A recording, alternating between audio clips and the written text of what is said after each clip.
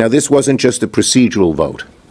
It's a clear rejection of the idea that one person can unilaterally send American sons and daughters into harm's way without Congress, without debate. The yeas are 52, the nays are 47. The motion is agreed to.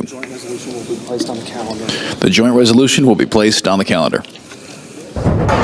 The arguments came down to what's more dangerous: impeach Donald Trump again and risk further dividing the country, or allow him to remain in office, even if it's just for a few days. He is capable of starting a civil war. He must be impeached. He must be stopped now. On this vote, the final vote was 232 to 197 in favor of impeachment, and took place in what a week ago was a crime scene. That's when a pro-Trump mob occupied Congress in an effort to overturn the presidential election, leading to 5 deaths. Democrats argued this was the shattering of Trump's glass house of lies, built upon 4 years of racist fear-mongering. Every one of us in this room right now could have died. As Senator Lindsey Graham said, this is the moment it became clear that Trump no longer controls the Republican Party. On January 10th, 2026, during a closed Senate briefing about the Venezuela raid and Trump's request for $5 billion in emergency funding, something unprecedented happened. 12 Republican senators stood up and walked out. They didn't stay to debate. They didn't try to compromise. They didn't negotiate. They simply left the room. That single action ended Trump's request on the spot. The vote collapsed, failing 52 to 48. All 48 Democrats were joined by 12 Republicans to block Trump's attempt to use emergency powers. That walkout marked a historic break inside the GOP and showed the party openly splitting over Trump's Venezuela operation. At the same time, chaos was unfolding inside the Capitol. Protesters had entered Statuary Hall, moving past security and walking freely among the statues. For longtime Capitol Hill reporters, it was something they had never seen before. Capitol Police were present, but the situation was tense and deeply unsettling. What should have been one of the most secure and respected spaces in Congress had been breached, creating a dangerous moment for the country. Now consider what the Senate was rejecting. Trump was asking for $5 billion to continue military operations and occupation in Venezuela. He argued the money was needed to secure the mission, maintain control, and push forward military goals. The Senate flatly disagreed. Lawmakers made their position clear. They said the operation was not authorized. They said 12 civilians were killed, and that was unacceptable. They said they did not trust Trump's judgment. And most importantly, they said no to the funding. The Republicans who led the walkout were not minor figures. Senators like Tom Tillis of North Carolina and Lisa Murkowski of Alaska were among them, along with other senior GOP members. These were not fringe voices or secret Democrats. These were established Republicans drawing a hard line and saying Trump had exceeded his constitutional authority. Politically, this was devastating for Trump. It proved his problem wasn't just Democrats. He was now facing open resistance from his own party. Trump's reaction only made things worse. He lashed out on Truth Social, calling the senators rhinos, accusing them of betraying the country, and labeling them cowards. Instead of regaining control, his response highlighted just how much of it he had already lost. Trump responded by threatening to primary every senator who walked out, meaning he claimed he would back challengers against them in the 2026 midterm elections. But that reaction didn't actually change anything. You can insult senators or make threats all you want, but once the vote has already happened, the outcome is locked in. The funding was blocked. The walkout already happened. Trump's emergency powers request was over the moment those senators left the room. The timing of the walkout makes it even more damaging. It took place right in the middle of the growing 25th Amendment crisis. It happened while reports suggest Vance was gathering cabinet signatures to remove Trump from office. It happened while impeachment articles were sitting in the House. And it happened as Trump was being forced to testify under oath. All of this was unfolding at the same time. What that creates is a complete political collapse. The courts are stopping him. Congress is moving to impeach him. Members of his own cabinet are trying to remove him. And now, senators from his own party are publicly defying him. This is not a president exercising power. This is a president who no longer has it. Trump can't move legislation. He can't secure funding. He can't control his party. He is politically isolated. The money at the center of this fight matters too. $5 billion is a massive amount of public money. That funding could go toward roads, schools, healthcare, or social programs. Instead, Trump wanted to use it to continue a military occupation in Venezuela. The Senate rejected that outright. By saying no, the Senate sent a clear message. They said they don't trust Trump with that money. They said his priorities are wrong. They said his judgment can't be relied on. That vote wasn't just about funding. It was a direct rejection of Trump's leadership.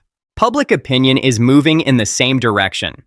A Gallup poll released on January 11th shows Trump's approval rating has fallen to 41%. That is a dangerously low number for a sitting president. It signals that voters are losing confidence, especially when combined with impeachment threats, court losses, forced testimony, and talk of removal under the 25th Amendment. Trump isn't just losing power in Washington, he's losing the public. Some Democrats are now comparing this moment to January 6th. That comparison may sound shocking, but their argument is clear. They say Trump's unauthorized military action, the civilian deaths, the alleged cover-up, and the constitutional overreach pose a serious threat to democracy. They are calling it Insurrection 2.0, arguing that Trump is trying to expand his power beyond legal limits. The Senate walkout was Congress drawing a line. It was lawmakers saying, "We're stopping this. We're not funding it. We're not backing this operation anymore." The Republican Party split is just as important. This is no longer a unified party behind Trump. On one side are the loyalists who defend him no matter what. On the other are Republicans who say there are limits, principles, and lines that cannot be crossed. That divide isn't temporary, it's real. And it's going to shape the 2026 midterm elections in a major way. If this split within the Republican Party continues, it could determine whether Republicans keep control of the Senate. When mainstream GOP senators break with Trump, it raises the possibility they could vote with Democrats on other big issues too. That kind of pattern threatens Republican majorities in close races. For Trump, right now might be one of the weakest moments of his presidency. It's not just one setback, it's a pileup of them all at once. Courts are blocking parts of his agenda. Congress is challenging him. Members of his own administration are reportedly considering removing him, and some Republican senators are openly refusing to back him. On top of that, his approval ratings have dropped into the low 40s, showing growing public concern. This isn't normal political disagreement. When members of your own party join lawmakers across the aisle to oppose your major policy effort, especially on something as serious as war powers and military spending, it signals a deep breakdown in party unity. And this all ties back to the controversy over the Venezuela operation. The Senate has moved forward with a resolution aimed at restricting Trump's ability to use military force there without congressional approval, a direct reaction to recent military action, including the capture of Nicolas Maduro. 5 Republican senators joined all Democrats to advance that measure in a 52-47 vote, showing rare GOP dissent. This moment shows that resistance to Trump isn't coming only from liberal or fringe voices. It's coming from long-serving, respected conservatives who believe the president overstepped his authority and that Congress must assert its constitutional role. The result is a Republican Party divided between loyalists who support Trump without question and others who insist there are limits to presidential power and that those limits matter. That division is shaping up to be one of the central issues in the 2026 midterm elections. Instead of getting his way, Trump was humiliated. He lost a key vote, and not just to Democrats, but to members of his own party. That kind of defeat is politically crushing. It destroys a president's credibility and makes it nearly impossible to advance any agenda. The symbolism of the walkout is just as important as the vote itself. When senators literally get up and leave the room rather than debate, they're sending a powerful signal. This is so extreme, so unconstitutional, that we cannot even sit here and participate. It's a dramatic gesture, one that grabs attention, reaches the media, and makes it clear to the public and Congress alike that Trump no longer has the support of his party. The vote itself was decisive, 52-48 against Trump. All 48 Democrats voted no, joined by 12 Republicans. Only 38 senators supported him. That shows how much political power Trump has lost. He doesn't have the votes to pass major legislation. Even though he is still in office, he is effectively a lame duck president. The timing of this vote made it even worse for him. It came amid the 25th Amendment discussions, the impeachment push, and his forced testimony under oath. These crises aren't happening separately. They feed off one another. The Senate walkout makes removal under the 25th Amendment more likely, strengthens the case for impeachment, and highlights just how politically isolated and vulnerable Trump has become.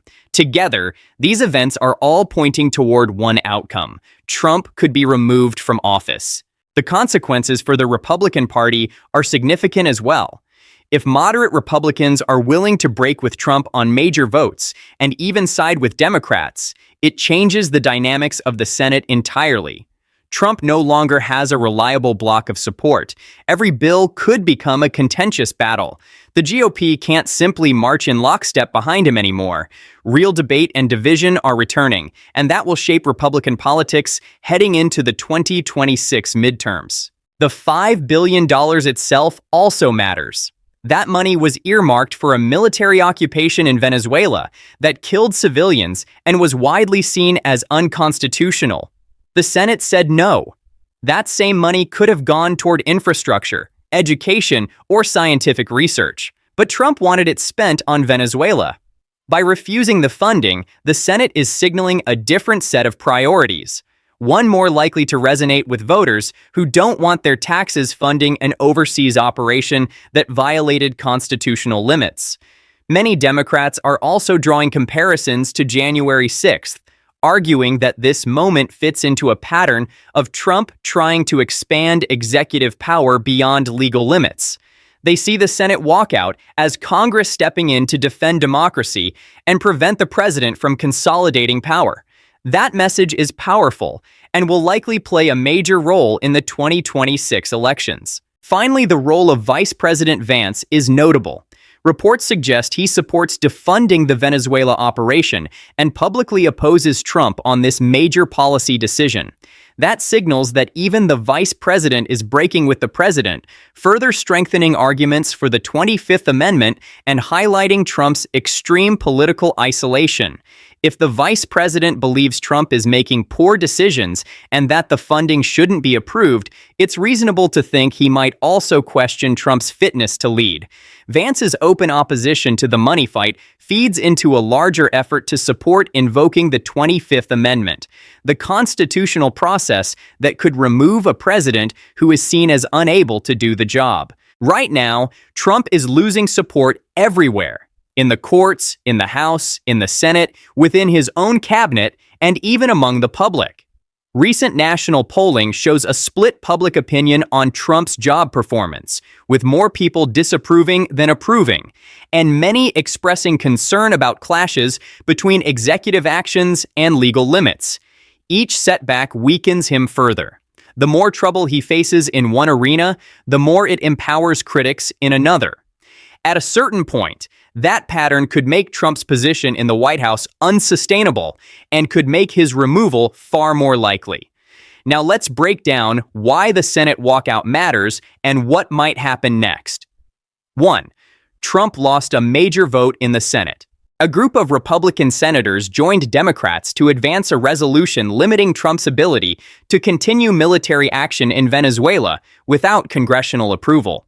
That bipartisan rebuke shows Trump doesn't have reliable support for his biggest initiatives. In a closely divided Congress, that means he probably won't be able to get major policy priorities through in the future. 2. The Venezuela mission is losing steam. Without the funding Trump wanted, the current military operation can only continue on the budget already in place. Plans for expanding or sustaining it the way he envisioned are likely to be scaled back, redirected, or dropped entirely. Congress blocking this funding is a clear check on the president's foreign policy aims. 3. The walkout could speed up impeachment. Members of the House will see that even some Republicans in the Senate won't back Trump. That could embolden Democrats to push harder on impeachment. And if impeachment articles make it to the Senate, Republican senators who already broke ranks might be more willing to vote against Trump at trial, deepening divisions. 4. The walkout strengthens the 25th Amendment case. Vance and other cabinet members, considering the 25th Amendment, can point to this split in the Senate as evidence that Trump is unfit to lead. They can argue that if senators, including Republicans, won't support his major decisions, it shows a breakdown in confidence. 5. The political impact on 2026 is huge. This rift within the Republican Party isn't just about one vote. If moderates and establishment figures continue to defy Trump on key issues, it could reshape Senate dynamics, force more bipartisan deals, and make unified GOP strategy much harder. Voters may take notice of where priorities lie, especially when taxpayer money is at stake. Whether it's infrastructure, education, or other domestic needs, many Americans may prefer funding for everyday priorities over expensive foreign operations. 6. How this moment could be remembered. Some Democrats see the Senate stand as a defining moment in this presidency, a point where Congress stepped in to check presidential authority. Critics argue this is part of a broader pattern of Trump pushing executive power beyond constitutional limits.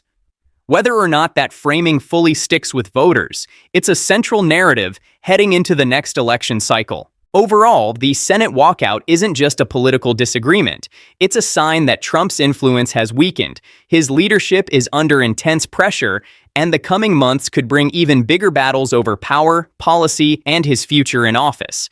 If moderate Republicans continue breaking with Trump and voting with Democrats against his policies, they're likely to face primary challenges from Trump loyalists.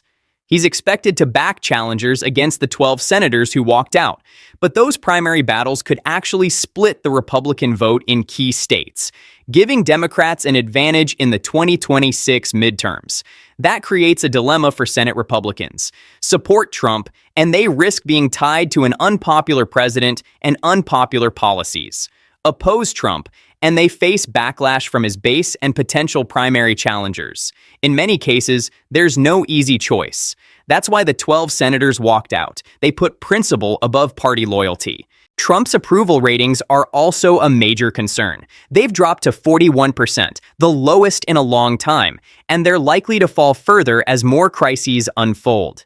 Impeachment, 25th Amendment discussions, and forced testimony will probably drive approval even lower. As his popularity declines, the likelihood of the 25th Amendment being invoked increases. The chances of Senate Republicans abandoning him entirely also rise. The symbolism of the walkout is just as critical. When senators leave the room instead of participating in a vote, they're sending a clear message. We don't trust you. We don't support you. We think your actions are unacceptable. That image of his own party literally walking out will be replayed on news channels, cited in campaign ads, and remembered by voters. For Trump, this is devastating. He wants to appear strong, decisive, and in control. Instead, this moment makes him look weak, isolated, and lacking support from his own party. This has direct consequences for Trump's agenda. He's unlikely to pass any major legislation or implement key policy initiatives. Congress is set to block him at every turn, which will only heighten his sense of isolation. That could push him toward more unilateral decisions, trying to expand executive power even further, which would likely provoke more conflict with Congress and the courts. Each crisis feeds into the next, creating a downward spiral. At some point, this pattern reaches a tipping point. Trump is not just losing individual votes, he's losing control of the Republican Party, public support, and the ability to move his agenda forward. He now faces the very real possibility of removal through the 25th Amendment or conviction via impeachment. The Senate walkout will likely be remembered as the moment when it became clear that Trump could no longer survive politically. It marks the point when the Republican Party officially split and when his presidency entered its most precarious phase. This is the moment when opposing Trump became a mainstream Republican stance, not just a position taken by Democrats. It's historic. It's unprecedented in modern American politics. A sitting president is now facing opposition from his own party. He's losing major votes in Congress. His own cabinet is openly discussing removing him. He's politically isolated, vulnerable, and facing the real possibility of being forced out of office. This is the kind of moment that changes history, and we are living through it. The crisis isn't over yet, and we may be approaching its climax.